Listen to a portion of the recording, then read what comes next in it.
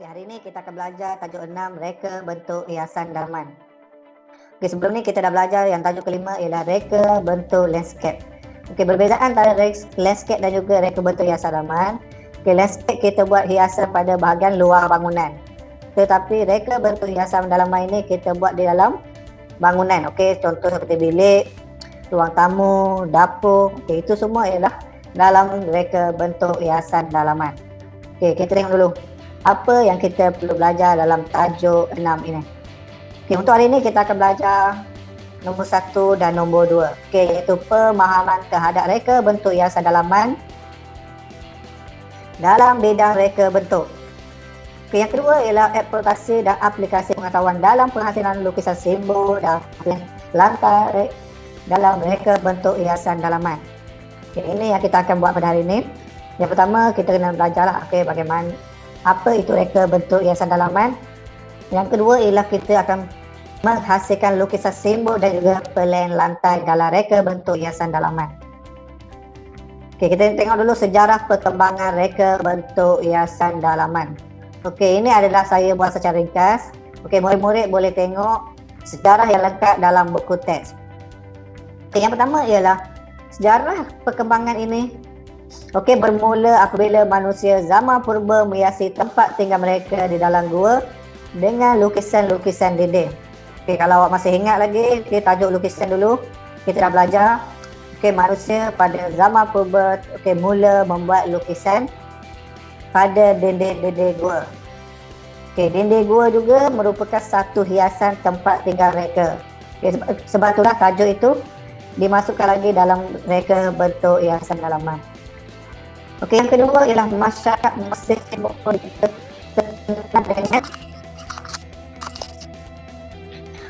lukisan mural yang mendahului reka bentuk hiasan dalaman. Okey, yang mana lukisan mural ini ialah lukisan dinding yang berwarna-warni. Okey, yang menggambarkan aktiviti ataupun benda-benda yang menarik berlaku pada zaman dahulu. Okey, yang mana lukisan yang masyarakat Mesir ini adalah lebih jelas. Okey, lebih cantik berbanding dengan masyarakat zaman gua purba dulu. Okey, ini kerana pada zaman Mesir purba ini, mereka dah banyak menggunakan peralatan yang lebih baik. Okey, kalau zaman gua dulu mereka hanya lukis menggunakan batu hematite. Okey, pada abad ke-18 dan 19, seni brush, art deco dan art nouveau mengetengahkan reka bentuk hiasan dalaman sehingga kepada era elektrisme. Okey, ini ialah pada abad 18 dan 19. Okey, awak boleh tengok secara detail dalam buku teks. Okey, lepas tu kita akan belajar jenis ruang. Okey, ruang apa yang kita nak buat hiasan? Okey, yang pertama ialah ruang kediaman. Okey, ruang kediaman ialah ruang rumah kita lah. Yang kedua ialah ruang pejabat. Okey, ruang kerja. Yang ketiga ialah ruang bangunan perniagaan. Okey, kalau awak pergi shopping ataupun tempat-tempat jual beli belah, awak dampaklah hiasan yang pelbagai. Okey, mengikut apa yang kedai jual barang tadi. Okey, tengok kalau kedai permainan dia berbeza dengan hiasan kedai baju. Okey, kerana kedua-dua mempunyai daya tarikan yang berbeza. Yang ketiga, yang keempat ialah ruang kesihatan. Okey, yang ini ialah dekat hospital lah. Dan yang kelima ialah ruang pameran. Okey, ruang pameran ni ialah galeri. Okey, sebagai contoh awak pergi IKEA.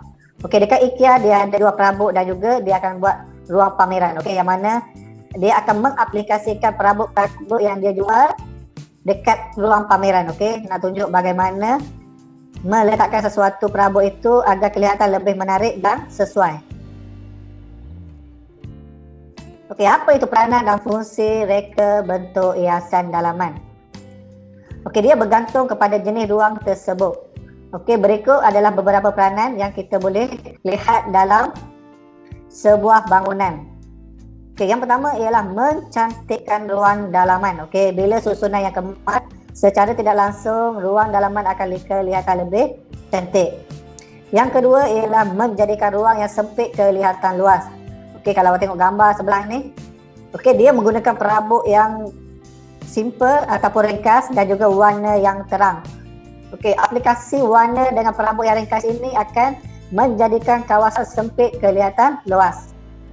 Okey, ketiga, menjadikan rumah yang murah kelihatan lebih mewah. Okey, rumah murah biasanya kita tengok ialah ruang yang kecil.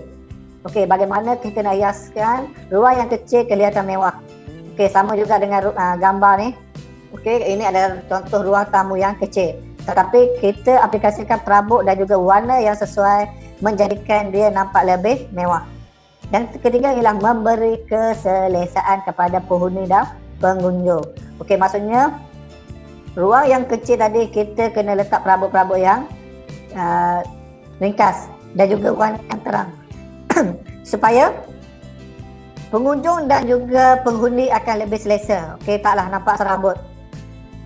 Okey, dan last sekali ialah mengelak kebosanan kepada penghuni dan juga pengunjung. Okey, kerana kita buat hiasan adalah untuk mengelak kebosanan. Okey, supaya kita duduk dalam keadaan yang selesa dan juga taklah boring sangat. Okey, maksudnya bila kita duduk kat rumah, kita takkan rasa boring dengan hiasan dalam rumah kita.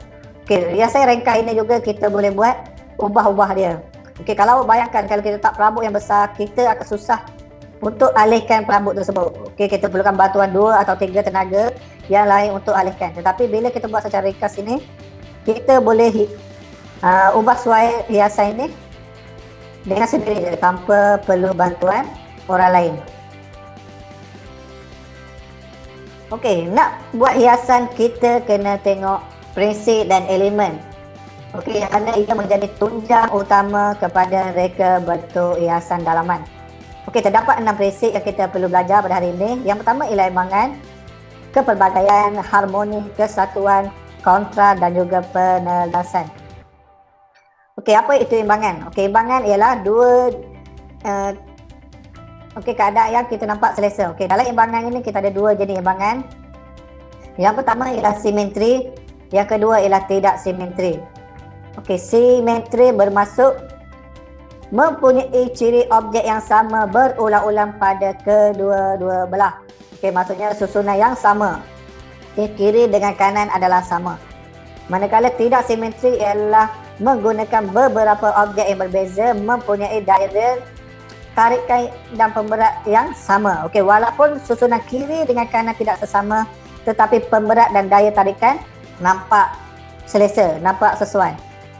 Okey, yang kedua ialah kepelbagaian, iaitu menggunakan pelbagai gaya, nilai, idea yang berbeza. Yang mana kepelbagaian ini dalam sesuatu reka bentuk hiasan dalaman. Okey, kita boleh menggunakan warna yang berbeza, okey, supaya hiasan dalam bilik ataupun ruang itu nampak yang pelbagai. Yang ketiga ialah harmoni, yang mana sebuah hiasan dalaman itu perlu diselaraskan, okey, dari segi tema, suasana atau gaya. Okey, yang ini melibatkan susun, atur perabot, warna, tingkap, lantai, siling, aksesori dan sesebuah ruang. Okey, maksudnya kita kena selaraskan okey, mengikut tema. Yang keempat ialah kesatuan, iaitu dilakukan dengan menggabungkan elemen-elemen secara harmoni. Okey, maksudnya kita kena gabungkan semua dalam satu tema. Okey, prinsip kesatuan ini dapat menghasilkan elemen yang saling melengkapi. Okey, ini adalah tema kita lah. Kita nak tema ringkas. Okey, kalau tema ringkas kita akan pilih warna-warna terang, perabot-perabot yang ringkas ataupun perabot yang simple, supaya benda ini akan nampak lebih saling melengkapi. Kontra. Okey, kontra ialah dihasilkan dengan menggunakan pelbagai unsur seni yang bertentangan. Okey, bertentangan maksudnya berlawanan. Okey, seperti warna. Okey, contoh warna. Warna dinding ialah warna putih. Okey, awak punya hiasan boleh menggunakan warna hitam atau warna merah atau warna biru. Okey, supaya menarik perhatian, memberi fokus dan juga mengelak kebosanan. Penegasan. Okey, penegasan ialah bentuk hiasan dalaman menjuru kepada pemusat fokus. Okey, yang ini pun awak boleh tengok gambar dalam buku teks, iaitu untuk memberi objek penting ini supaya dapat tarik perhatian. Okey, fungsi dia menarik perhatian dan juga memberi fokus. Okey, penegasan ni maksudnya satu sahaja daya tarikan. Okey, sebab tu dia cakap pemusatan. Pusat maksudnya satu daya tarikan sahaja. Berbeza dengan kontra. Kontra ini dia banyak. Okey, awak boleh buat banyak hiasan. Warna merah tadi awak boleh buat, okey, mungkin dari segi saiz. Okey, besar, kecil mengikut susunan. Tetapi kalau penegasan hanya daya tarikan satu sahaja. Okey, maksudnya satu. Okey, contoh dalam gambar ni. Okey, kalau awak tengok gambar reka bentuk hiasan dalaman bilik. Okey, gambar frame dekat atas itu adalah daya pemusat. Berbeza dengan katil tadi. Okey, bila awak masuk bilik, yang pertama sekali awak akan tengok ialah hiasan pada dinding. Okey, kita tengok seterusnya. Ya, okey, ini ialah elemen. Okey, elemen kita ada 2. Prinsip kita ada 6. Okey, elemen ialah elemen semula jadi. Yang mana elemen semula jadi seperti tumbuhan kecil, kolam air, batu batan. Okey, yang mana elemen semula jadi menjadikan hiasan dalaman kelihatan tidak kaku dan menambah kandungan oksigen. Okey, pokok-pokok itu dapat membantu kita memberi oksigen untuk kita bernafas. Okey, selain itu dia juga akan kelihatan lebih menarik. Okey, tak adalah nampak semua hiasan kaku. Kaku ni maksudnya tidak bergerak, keras, mati. Okey, dengan adanya pokok ataupun hiasan air, okey, ini akan memberi satu hiasan yang lebih kelihatan menarik. Okey, yang kedua ialah elemen buatan manusia. Okey, seperti perabot pemain daning, ya, ataupun lampu hiasan dinding dan juga fabrik, yang mana dapat menambahkan suasana yang lebih indah. Okey, contoh gambar yang kedua.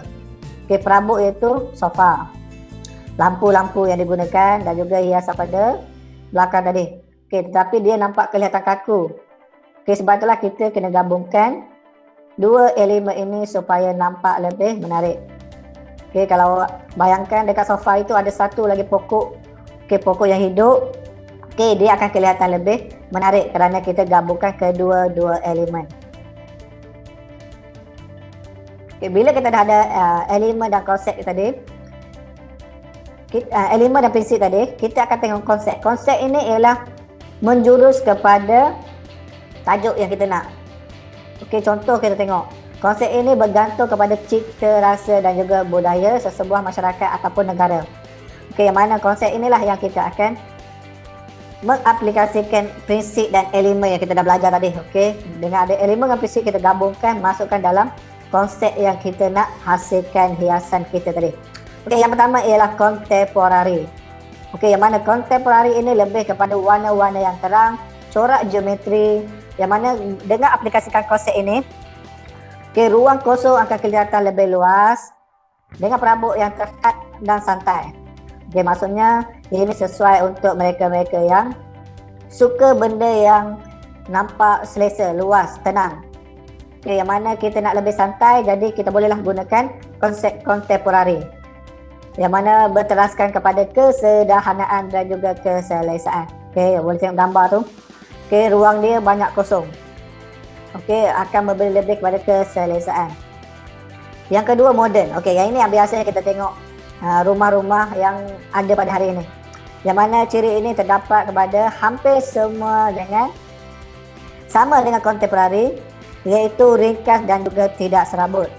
Okey, salah satu ciri mentalitas moden ialah penggunaan warna hitam, kelabu, perak dan juga putih. Okey, ini moden maksudnya dia menggunakan warna-warna yang hitam, kelabu, perak dan juga putih. Okey, dia juga nampak lebih ringkas, tetapi lebih kepada penggunaan warna-warna yang terkini.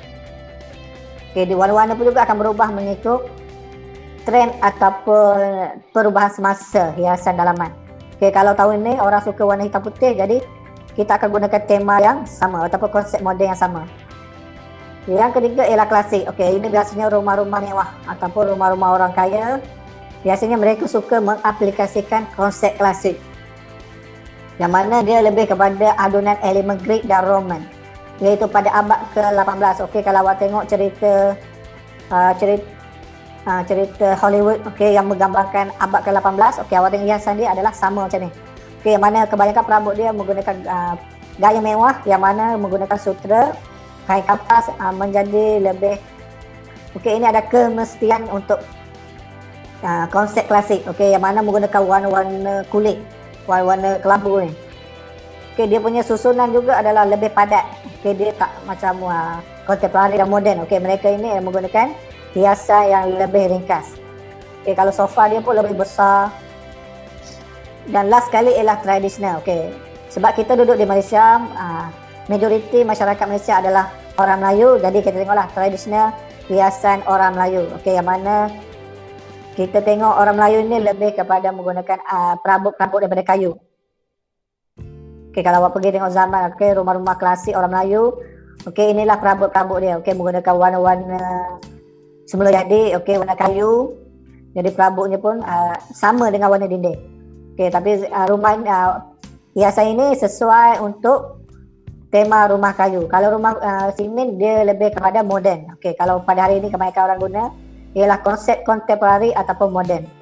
Okey, yang mana awak dah belajar tadi iaitu elemen dengan prinsip tadi, awak gabungkan dalam hiasan dari ini. Okey, contoh kita tengok. Kalau kontemporari dia menggunakan kepelbagaian. Okey, prinsip kepelbagaian. Okey, dari segi warna dan juga perabot.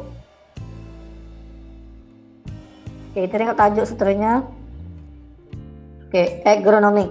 Ergonomik dalam reka bentuk hiasan dalaman ini kita dapat menghasilkan tempat tinggal yang lebih seronok dan selesa. Okey, kita tahulah, kita buat rumah, kita buat hiasan supaya kita selesa dan seronok duduk dekat rumah.